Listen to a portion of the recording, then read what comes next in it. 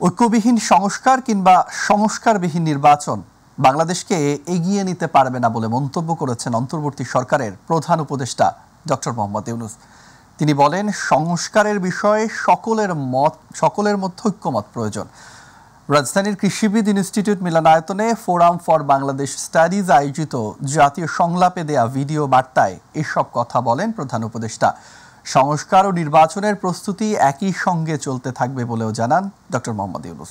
আরও জানাচ্ছেন রাকিব হাসান। ঐক্য, সংস্কার ও নির্বাচন এই প্রতিপাদ্য নিয়ে রাজধানীর কৃষিবিদ ইনস্টিটিউশন মিলনায়তনে ফোরাম ফর বাংলাদেশ স্টাডিজ আয়োজন করে জাতীয় সংলাপের। এই রূপান্তর দ্রুত সফলভাবে কার্যকর করার জন্য আমাদেরকে সকল শক্তি নিয়োজিত করার জন্য প্রতিজ্ঞাবদ্ধ থাকতে হবে। উদ্বোধনী পর্বে ভিডিও বার্তায় দেশের সংস্কার এবং নির্বাচনের প্রস্তুতি একই সাথে চলবে বলে জানান অন্তর্বর্তী সরকারের প্রধান উপদেষ্টা ডক্টর মোহাম্মদ ইউনূস। সংস্কার বিষয়ে আমাদের মধ্যে ঐকমত্য প্রয়োজন, এর কোনো বিকল্প নাই। এই ৩ লক্ষ্যের কোনোটিকে ছাড়া কোনোটি সফল হতে পারবে না। ঐক্যবিহীন সংস্কার কিংবা সংস্কারবিহীন নির্বাচন বাংলাদেশকে এগিয়ে নিতে পারবে না। আগামী জানুয়ারি মাসে সংস্কারের জন্য গঠিত কমিশনগুলো প্রতিবেদন জমা দেবে আশা প্রকাশ করে তিনি বলেন, দ্রুত একটা ঐক্যমত প্রতিষ্ঠিত করে সংস্কারের কাজগুলো করে ফেলতে চাই।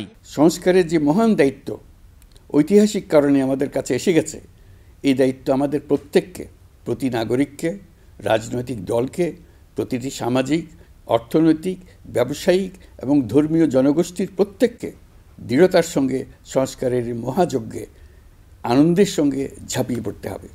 ন্যায়ভিত্তিক সমাজ নির্মাণ ছাড়া জুলাইয়ের শহীদদের আত্মদান অর্থবহ হতে পারে না বলেও মন্তব্য করেন প্রধান উপদেষ্টা। ন্যায়ভিত্তিক সমাজ নির্মাণ ছাড়া জুলাইয়ের শহীদদের আত্মদান অর্থবহ হতে পারে না। ফেসিবাদ বাংলাদেশকে আদর্শভিত্তিক সকল রকমের লক্ষ্য থেকে বিচ্যুত করে গভীর অন্ধকারের দিকে আমাদেরকে নিয়ে গিয়েছিল। আমরা আবার প্রিয় বাংলাদেশকে সাম্য, মানবিক মর্যাদা ও ন্যায় বিচারের পথে ফেরাবার লক্ষ্যে কাজ করছি।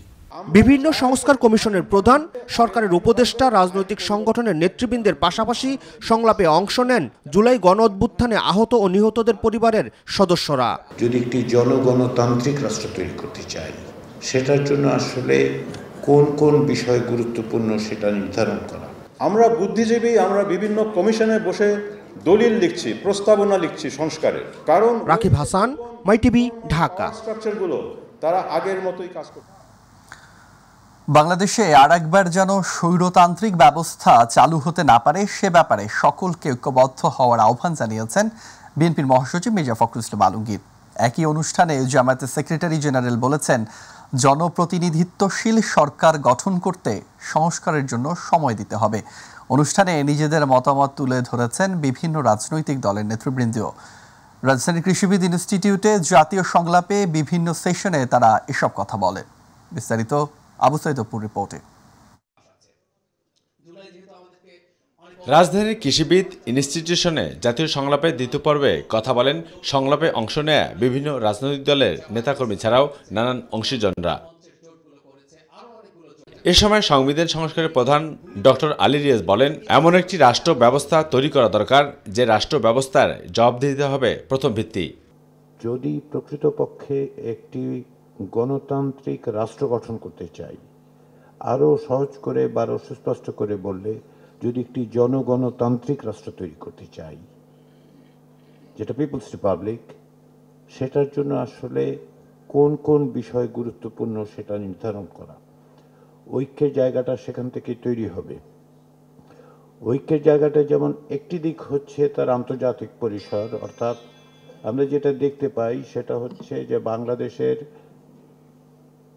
সার্বভৌমত্ব এবং ভৌগোলিক অখণ্ডতার বিরুদ্ধেও এক ধরনের ষড়যন্ত্র হচ্ছে, আক্রমণ আসছে।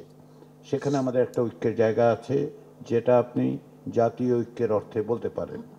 এছাড়াও অন্যান্য রাজনৈতিক দলগুলো বলছেন, বর্তমান প্রেক্ষাপটে দেশকে ঠিক করতে হলে গণতন্ত্র প্রতিষ্ঠা, জনগণের ভোটাধিকার সহ ঐক্যতার ভিত্তিতে যৌক্তিক সংস্কারের মাধ্যমে ইতিহাস ধরে নয়, ভবিষ্যৎ বাংলাদেশ নিয়ে ঐক্যের সৃষ্টি করতে হবে বলেও জানান বক্তারা।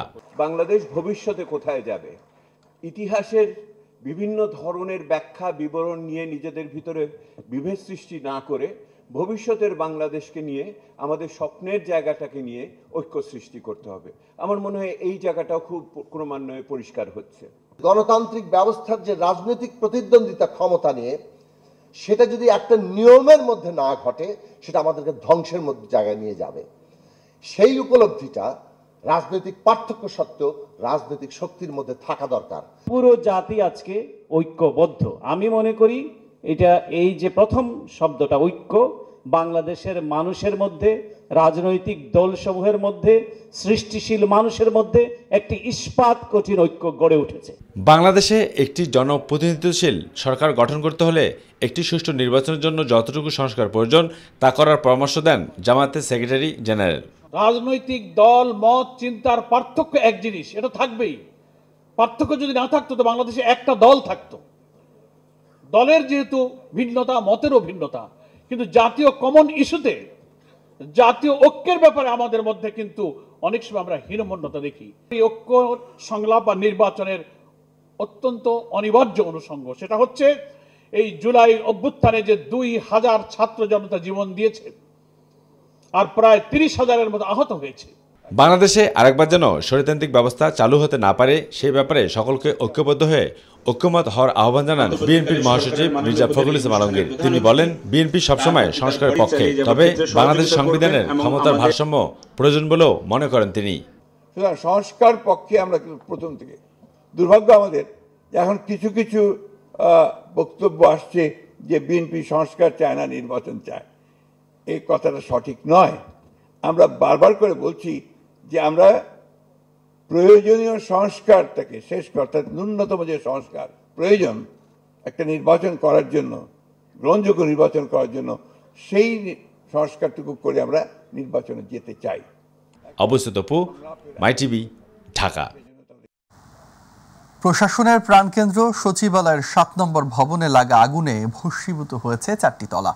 পুরো ভবনটি ঘিরে রেখে আগুন লাগার কারণ অনুসন্ধানে কাজ করে যাচ্ছে গোয়েন্দা সংস্থা ও আইনশৃঙ্খলা বাহিনীর ঊর্ধ্বতন কর্মকর্তারা। সকালে গোয়েন্দা সংস্থার বিভিন্ন দলকে সচিবালয়ের ভেতরে প্রবেশ করতে দেখা যায়। অন্যদিকে গঠিত 8 সদস্যের উচ্চ পর্যায়ের তদন্ত কমিটি কাজ শুরু করেছে। কমিটির অধিকাংশ সদস্য সকালে সচিবালয়ে প্রবেশ করেন। বৃহস্পতিবারের মতো শুক্রবারও সচিবালয়ে প্রবেশে কড়াকড়ি আরোপ করে আইনশৃঙ্খলা বাহিনী। সচিবালয়ের মূল ফটকে পুলিশ ছাড়াও সেনা বাহিনীর সদস্য মোতায়েন রয়েছেন।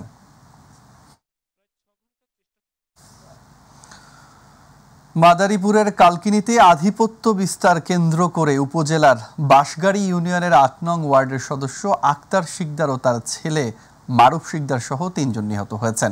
সকালে উপজেলার বাঁশগাড়ি ইউনিয়নে এই সংঘর্ষের ঘটনা ঘটে। এ সময় বেশ কিছু ককটেলের বিস্ফোরণ ঘটে। জানা যায়, সকালে আধিপত্য বিস্তার নিয়ে 2 গ্রুপের মধ্যে সংঘর্ষের ঘটনা ঘটে। এ সময় আতাউর রহমান ওরফে আক্তার শিকদার নামে এক ইউপি সদস্যকে কুপিয়ে হত্যা করে প্রতিপক্ষ। এতে উভয় পক্ষের 10 থেকে 15 জন আহত হয়েছেন। এর মধ্যে মারুফ শিকদারের অবস্থা ছিল গুরুতর। দ্রুত তাকে উদ্ধার করে শরীয়তপুর সদর হাসপাতালে নিলে কর্তব্যরত চিকিৎসক মৃত ঘোষণা করেন। ঘটনাস্থলে রয়েছেন পুলিশ ও সেনাবাহিনীর সদস্যরা। এ বিষয়ে মাদারীপুর পুলিশ সুপার মোহাম্মদ সাইফুজ্জামান জানান, পরিস্থিতি নিয়ন্ত্রণে ঘটনাস্থলে পুলিশ ও সেনাবাহিনীর সদস্যরা রয়েছেন।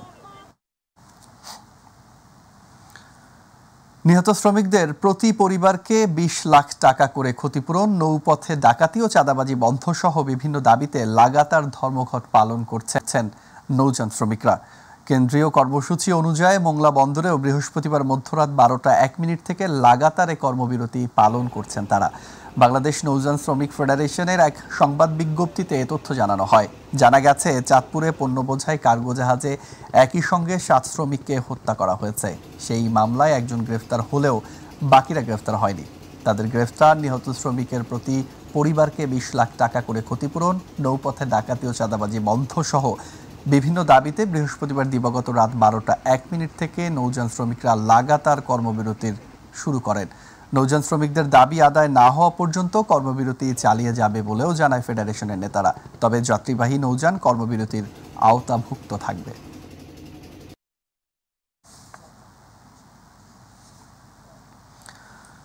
ঢাকা মাওয়া এক্সপ্রেসওয়েতে সড়ক দুর্ঘটনায় 5 জন নিহত হয়েছেন।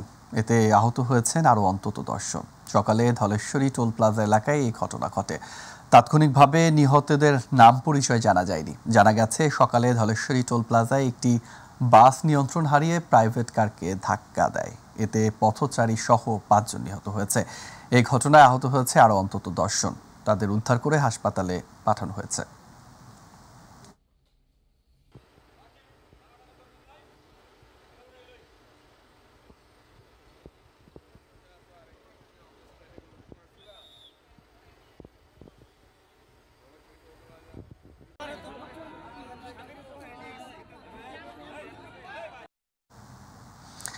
এদিকে পাবনার সাথিয়ায় সড়ক দুর্ঘটনায় 3 জন নিহত হয়েছেন।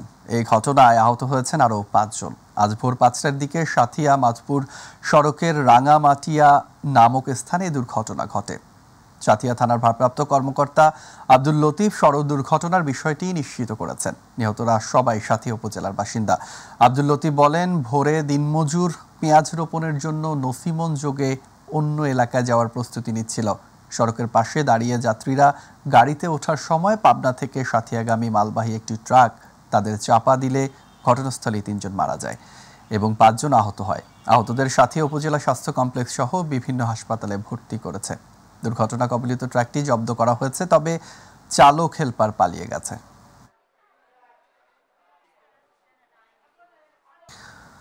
বাড়তে শুরু করেছে শীতের প্রকোপ, সেই সাথে বাড়ছে শীতজনিত রোগ। আবহাওয়া অধিদপ্তর বলছে, জানুয়ারিতে আরও বাড়বে শীত, সেই সাথে একাধিক শৈত্যপ্রবাহের সম্ভাবনা রয়েছে। অন্যদিকে শীতে সুস্থ থাকতে চিকিৎসকরা দিচ্ছেন কিছু পরামর্শ। তবে ছিন্নমূলদের শীতের রোগবালাই থেকে দূরে রাখতে শুধু সচেতনতাই নয়, প্রয়োজন সরকারের কিছু পদক্ষেপ। বিস্তারিত এস এম তানভীরের রিপোর্ট।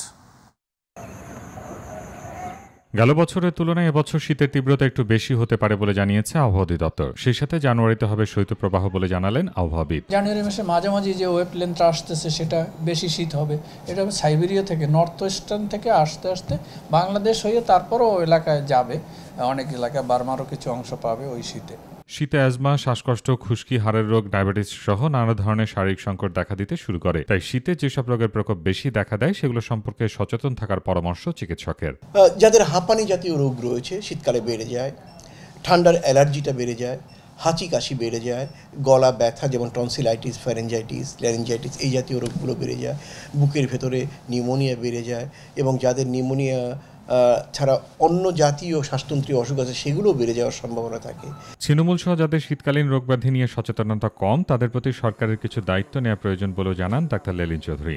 এমন কোনো সংস্থা যারা মানুষের কল্যাণের জন্য কাজ করে, যারা মানুষের ভালো রাখার জন্য কাজ করে মানুষকে, তারা যেন অন্তত দায়িত্ব নিয়ে এই লোকদেরকে দেখাশোনা করে এবং সরকার নিজেও কিন্তু এরকম একটি উইং বা শাখা তৈরি করতে পারে যারা এই কাজটি করবে। শিশু ও বৃদ্ধদের রোগ প্রতিরোধ ক্ষমতা কম থাকায় তারা আক্রান্ত হন বেশি, তাই তাদের প্রতি বিশেষ সতর্কতার পরামর্শ দেন চিকিৎসকরা। এস এম তানভীর, মাই টিভি, ঢাকা। ব্রাহ্মণবাড়িয়ায় উদ্বোধনের 1 বছর পরেও চালু করা হয়নি জেলা মডেল মসজিদ ও ইসলামিক সাংস্কৃতিক কেন্দ্র। কোনো কাজই শেষ করে ইসলামিক ফাউন্ডেশনকে বুঝিয়ে দেওয়া হয়নি বিদ্যুৎ সংযোগও। গণপূর্ত অধিদপ্তরের নির্বাহী প্রকৌশলী জানান, বিদ্যুৎ বিভাগের সাথে যোগাযোগ করা হয়েছে, সংযোগ পেলেই মসজিদটি আনুষ্ঠানিকভাবে চালু করা হবে। ব্রাহ্মণবাড়িয়া প্রতিনিধি আফমা কাউসার ইমরানের তথ্যচিত্রে জুবাইর রহমানের রিপোর্ট। ব্রাহ্মণবাড়িয়ায় 2021 সালের 20 সেপ্টেম্বর জেলা মডেল মসজিদ ও ইসলামিক সাংস্কৃতিক কেন্দ্রের নির্মাণ কাজ শুরু হয়। 2023 সালে 30 অক্টোবর সারা দেশে একযোগে 50টি মসজিদ উদ্বোধন করা হয়। এর প্রায় 1 বছর অতিবাহিত হলেও নামাজ সহ অন্যান্য কার্যক্রম শুরু হয়নি। ইসলামিক ফাউন্ডেশন বলছে, বিদ্যুৎ সংযোগ এখনও বাকি থাকায় গণপূর্ত অধিদপ্তর তাদেরকে মসজিদ এখনও বুঝিয়ে দেয়নি। দীর্ঘদিন অযত্নে অবহেলায় পড়ে থাকায় মসজিদের অনেক জিনিসপত্রই নষ্ট হওয়ার উপক্রম। 1 বছর যাবত আমরা এখানে নামাজ পড়তে পারি না। আমরা অতি দ্রুত আমরা চাই এই মসজিদে নামাজের ব্যবস্থা করা হোক এবং মুসল্লিরা যেন এখানে নামাজ পড়তে পারে। আমরা চাচ্ছি দ্রুত নামাজের ব্যবস্থা করা হোক, সেন্টারটি রক্ষণাবেক্ষণের জন্য সরকারিভাবে দায়িত্ব প্রদান করা হোক। মডেল মসজিদটি নামাজের জন্য দ্রুত উন্মুক্ত করার দাবি জানিয়েছেন মুসল্লিরা। পুরাতন মসজিদরা ভাঙ্গার পরে নতুন মসজিদ হয়েছে আজকে 18 মাস, এখন পর্যন্ত কোনো আজান বা নামাজ কিচ্ছু চালু হয় নাই। আজান হয় না, নামাজ পড়ার কোনো সুব্যবস্থা নাই। বিদ্যুৎ উন্নয়ন বোর্ডের এই নির্বাহী প্রকৌশলী জানান, পিডব্লিউডি ও ইসলামিক ফাউন্ডেশনের চাহিদা অনুযায়ী লোড অনুমোদন করা হয়েছে। মিটারিং ইউনিটের অনুমোদন পেলে সংযোগ দেওয়া হবে। পিডব্লিউডি এবং ইসলামিক ফাউন্ডেশনের অথরিটির চাহিদা মোতাবেক আমরা যথাযথ কর্তৃপক্ষের মাধ্যমে আমরা লোড অনুমোদন করি। এখন মিটারিং ইউনিট, আমাদের সিটিপিটি সহ মিটারিং ইউনিট যেটা, মিটারিং ইউনিটের অনুমোদন পেলে ঢাকা থেকে এক্ষেত্রে এটা লাগাই দিব। গণপূর্ত অধিদপ্তরের এই নির্বাহী প্রকৌশলী জানান, মডেল মসজিদের সম্পূর্ণ কাজ সমাপ্ত হয়েছে, কিন্তু সংযোগ পেলেই মসজিদটি ব্যবহারের উপযোগী হবে। বর্তমানে মসজিদ সবগুলো আজই সম্পন্ন হয়েছে, আশা করছি ওই বিদ্যুৎ সংযোগ পরে আমরা মসজিদ ব্যবহার করতে পারবো। ইসলামিক ফাউন্ডেশনের উপপরিচালক জানান, দ্রুতই মসজিদটি আনুষ্ঠানিকভাবে চালু হবে। আমরা আশা করছি যে গণপূর্ত বিভাগ খুব শীঘ্রই আমাদেরকে মডেল মসজিদটি হ্যান্ড ওভার করে দিবে। অচিরেই জেলা মডেল মসজিদ ও ইসলামিক সাংস্কৃতিক কেন্দ্রটি নামাজের জন্য দ্রুত উন্মুক্ত করবে কর্তৃপক্ষ, এমনটাই প্রত্যাশা মুসল্লিদের। জুবার রহমান, মাই টিভি নিউজ।